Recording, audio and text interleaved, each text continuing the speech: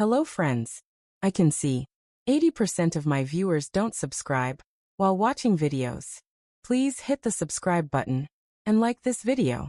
Press that bell icon for notifications. And tell me in the comments from which city you are watching this video. My name is Julia Bennett, and the coffee splashing across my notebook should have been the end of my writing dreams. But it became the beginning of my revenge story that shocked the entire literary world. I can still feel the warmth of that coffee seeping through the pages, destroying hours of carefully crafted words. The brown liquid spread like poison across my handwritten notes, each drop erasing another piece of my soul. Marcus stood there, my ex-boyfriend, laughing so hard his entire body shook with cruel amusement. "Julia, nobody reads anymore," he said, his voice dripping with condescension as he shook his head like I was the most naive person on earth. "Books are dead. People want TikToks, podcasts, quick stuff. Not 500 pages of your feelings." The word feelings rolled off his tongue like it was something disgusting, something shameful. I stared at the coffee-stained notebook in my hands, watching my words blur into unreadable smears. This was not just ink disappearing. This was my entire world crumbling before my eyes. That night, I cried. Not because I believed him, but because for one terrifying moment, I wondered if the dream I had carried since childhood was nothing but foolish fantasy. The dream of scribbling poems in margins when I should have been paying attention in class. The dream of filling journals until their spines cracked from the weight of my words. The dream of seeing my name on the cover of a book, holding it in my hands like a piece of my heart made tangible. I sat on my bedroom floor, surrounded by notebooks filled with stories, poems, fragments of my imagination. Years of work, decades of dreaming. Was Marcus right? Was I living in a fantasy world while everyone else had moved on to the next shiny thing? The doubt crept in like ice water in my veins, freezing every creative impulse I had ever felt. But then, something shifted inside me. You know what happens when someone tells me I cannot do something? When they look at my dreams and laugh like they are jokes. It does not crush me. It feeds me. The thing about telling me I cannot? It only makes me hungrier. So I made a decision that night, sitting on that floor with tears still fresh on my cheeks. I was going to prove Marcus wrong. I was going to prove everyone wrong who had ever dismissed the power of words, the magic of stories, the desperate need people have to connect through literature. I was going to write a book that would shake the world. The next morning, I started writing. Not just casual writing, not weekend hobby writing, but the kind of writing that consumes your entire existence. The kind that wakes you up at 3 in the morning with scenes so vivid you cannot go back to sleep until you capture them on paper. I wrote in the quiet hours before work, when the world was still asleep and my thoughts could flow without interruption. I wrote on trains during my commute, scribbling frantically as the city rushed past outside the windows. I wrote in parking lots during lunch breaks, turning my car into a mobile office of creativity. I wrote on the backs of receipts when I ran out of proper paper, on napkins in coffee shops, on my phone when nothing else was available. Every spare moment became sacred writing time. And what I poured onto those pages was not just a story. It was my entire soul. Every ounce of rage I felt at being dismissed. Every moment of grief from past losses. Every fragment of love I had ever experienced. Every spark of hope that still burned despite the doubters. This was not just fiction. This was my life bleeding onto paper. The story that emerged was raw, unfiltered, devastating in its honesty. It was about a woman who had been told she was not enough, who had been laughed at for her dreams, who refused to let the world dim her light.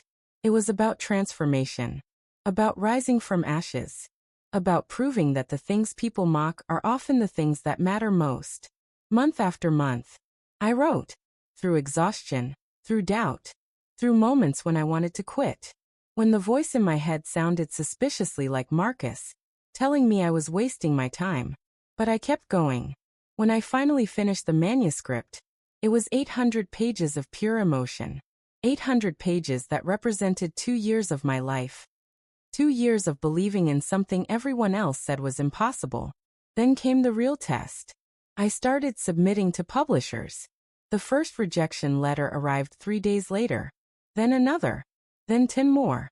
Not what we are looking for right now. The market is too saturated. Readers are not interested in this type of story. Each rejection felt like a knife to the heart. Each one echoed Marcus's cruel laughter, his dismissive words about nobody reading anymore. But rejection letters could not stop me now. I had come too far, sacrificed too much, believed too deeply. If traditional publishers would not take a chance on my story, I would find another way. I decided to self-publish. This was terrifying territory. No major marketing budget. No established publisher backing. No guarantee anyone would ever discover my book in the vast ocean of self-published content. Just me, my story, and a whisper of faith. I spent my savings on professional editing, cover design formatting. I learned about ISBN numbers and distribution platforms and marketing strategies. I became a one-woman publishing company, fueled by determination and stubbornness. The day my book went live on Amazon, I sat at my computer refreshing the page every few minutes, waiting for that first sale, that first sign someone out there wanted to read what I had written. Hours passed. Nothing. Days passed. Still nothing. I started to wonder if Marcus had been right all along. But then it happened. One email from a reader named Patricia in Ohio. Dear Julia, I just finished your book and I had to reach out. Your story stopped me from giving up on my own dreams. Thank you for writing this. Thank you for believing people still need stories like this. I read that email 17 times.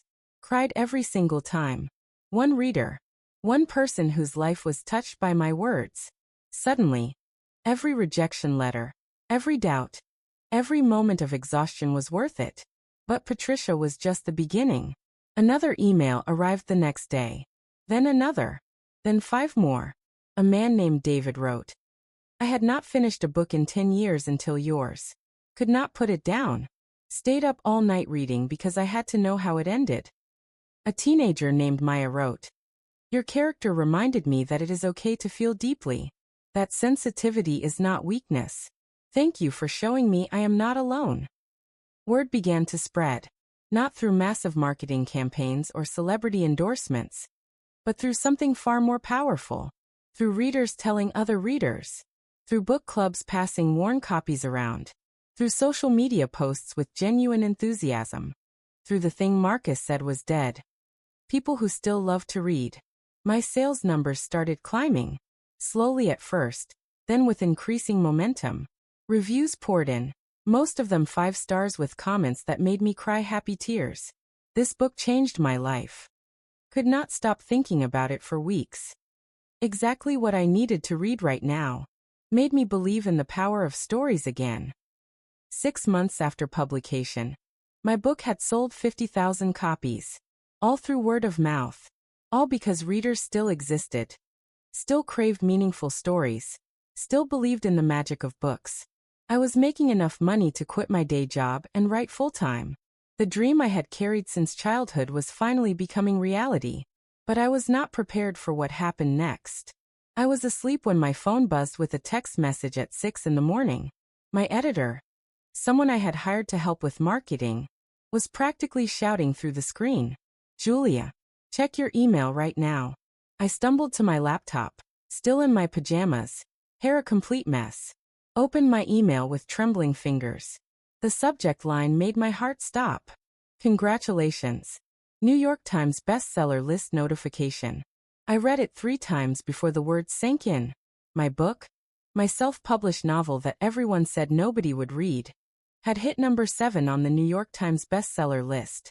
I dropped my phone, sat on the kitchen floor in my pajamas, and cried the kind of tears you do not stop right away, the kind that come from the deepest part of your soul, where all your dreams live, where all your fears hide. This was not just success. This was vindication. This was proof that Marcus had been catastrophically wrong, that publishers who rejected me had missed something extraordinary, that readers still existed, still hungered for authentic stories, still believed in the transformative power of books. I called my mother first. She screamed so loud I had to hold the phone away from my ear. Then I called my best friend Sarah, who had supported my writing journey from the beginning. She started crying before I could even finish explaining what had happened. But there was one person I did not call. Marcus. Part of me wanted to. Part of me wanted to send him a screenshot of the bestseller list with a message that said, "Still think nobody reads anymore?" But I realized something profound in that moment. His opinion no longer mattered. His doubt no longer had power over me. I had transcended his limited vision of what was possible. The success belonged to me and to every reader who had embraced my story. Marcus could keep scrolling through his meaningless social media feeds, while I lived the dream he said was impossible. The best part was yet to come. My publisher, who had initially rejected my manuscript, called begging to discuss a multi-book deal. The same editor who had said, "Readers are not interested in this type of story," wanted to schedule a meeting immediately. Bookstores that had initially declined to stock my self-published novel were now calling to place large orders. Literary agents who had ignored my query letters were suddenly very interested in representing me. But nothing, absolutely nothing, prepared me for my first official book signing. I arrived at the bookstore an hour early, expecting maybe a dozen people to show up. The owner had warned me that first-time author events were usually small, intimate affairs. When I walked around the corner and saw the line, I thought there must be some mistake. The line of people waiting to meet me, to get their books signed, wound around the entire block. Hundreds of people, men and women of all ages, teenagers and grandparents, people clutching worn copies of my book, some with sticky notes marking their favorite passages, some with highlighted sections and margin notes. These were not casual readers who had picked up my book on a whim. These were people who had been moved, transformed, inspired by my story. People who had connected so deeply with my words that they wanted to meet the person behind them. I stood there for a moment, overwhelmed by the sight. These were the people Marcus said did not exist. The readers he claimed were extinct. The audience he insisted had moved on to shorter, shinier, more superficial forms of entertainment. But here they were, real, eager, alive with the passion that only comes from loving books. The signing lasted 4 hours. 4 hours of handshakes and hugs and conversations about how my story had affected people's lives. 4 hours of proof that literature still mattered. That stories still had the power to change hearts and minds. That books were far from dead. A woman named Jennifer told me she had started writing again after 15 years, because my book reminded her why she fell in love with words in the first place. A young man named Alex said my book helped him understand his relationship with his father in a completely new way. An elderly woman named Rose hugged me and whispered, "Thank you for writing the book I needed to read at exactly the right moment in my life." By the end of the evening, my hand was cramped from signing, my voice was hoarse from talking, and my heart was completely full. I looked out at the crowd, at all these beautiful humans who had chosen to spend their evenings celebrating a book, celebrating stories, celebrating the written word, and I thought about Marcus. Marcus, tell me again who does not read anymore? Because these people were not just reading. They were breathing my words. They were living inside my story. They were proof that authentic literature still has the power to move mountains, to change lives, to connect souls across time and space. The success continued to build. Foreign publishers bought translation rights. Movie producers started calling. Bookstores featured my novel in their front windows. Literary festivals invited me as a keynote speaker. But the most meaningful moments were always the small ones. The personal messages from readers. The book club discussions. The teachers who used my novel in their classrooms. The parents who read passages aloud to their children. 1 year after that coffee-stained notebook, that moment of cruel laughter, that night of tears and doubt, I had proven something profound. Books are not dead. Stories are not obsolete. Readers still exist, still crave authentic connection, still believe in the transformative power of literature. Marcus had been wrong about everything. The publishing industry that rejected me had been wrong. The people who said self-publishing was not real publishing had been wrong. The critics who claimed nobody had attention spans for long-form storytelling anymore had been wrong. They had all underestimated the hunger people still have for meaningful stories. They had forgotten that beneath all the digital noise and social media chaos, human beings still need books, still need to lose themselves in other worlds. still need to see their own struggles reflected in fictional characters, still need the healing that only comes from reading words that speak directly to their souls. 2 years later, my book has sold over 2 million copies worldwide. It has been translated into 37 languages. It has inspired book clubs in small towns and big cities. It has been assigned reading in college courses. It has been adapted into a major motion picture. But more importantly, it has touched lives, changed perspectives, given hope to people who had given up, reminded readers why they fell in love with books in the first place. And Marcus? I heard through mutual friends that he still spends most of his time scrolling through social media, still consuming quick content, still avoiding anything that requires sustained attention or emotional investment. He never read my book, never acknowledged its success, never admitted he was wrong about readers being extinct. But that is perfectly fine with me, because while he was scrolling, I was soaring. While he was dismissing dreams, I was living mine. While he was consuming empty content, I was creating something that mattered. The coffee stain on my notebook has long since faded, but the fire it ignited still burns brighter than ever. Every morning when I sit down to write, I remember that moment. I remember the doubt. I remember the tears. And then I remember the triumph that followed. I am currently working on my 3rd novel. My 2nd book also hit the bestseller lists, proving that my success was not a fluke but the result of understanding something the critics had forgotten. People still need stories that matter. My writing routine has evolved, but the passion remains the same. I still write in quiet morning hours when inspiration flows most freely. I still pour my entire soul onto the page. I still believe that authentic storytelling has the power to change the world. The difference now is that I have an audience who believes it too. Millions of readers around the world who prove every single day that Marcus was catastrophically wrong. Nobody reads anymore? Tell that to the woman in Seattle who starts every morning with a chapter from her favorite book. Tell that to the teenager in Texas who discovered a love of literature through my novel. Tell that to the book club in Boston that has been meeting every month for 20 years to discuss stories that matter. Tell that to the teacher in Tennessee who uses books to inspire her students to dream bigger. Tell that to every person standing in bookstore lines, joining reading challenges, sharing book recommendations, staying up too late because they cannot put down a good story. Books are not dead. They are more alive than ever. Stories are not obsolete. They are desperately needed in a world that often feels disconnected and superficial. Readers still exist. They are hungry for authentic voices, meaningful narratives, characters they can believe in, endings that satisfy their souls. The coffee that spilled on my notebook that day was supposed to be the end of my story. Instead, it became the beginning of everything I had ever dreamed. And every time I see my book on a shelf, every time I receive a message from a reader whose life was touched by my words, every time I remember that moment of doubt and compare it to where I am now, I smile.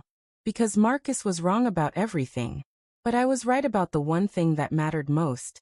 People will always need stories, and I will always be here to tell them.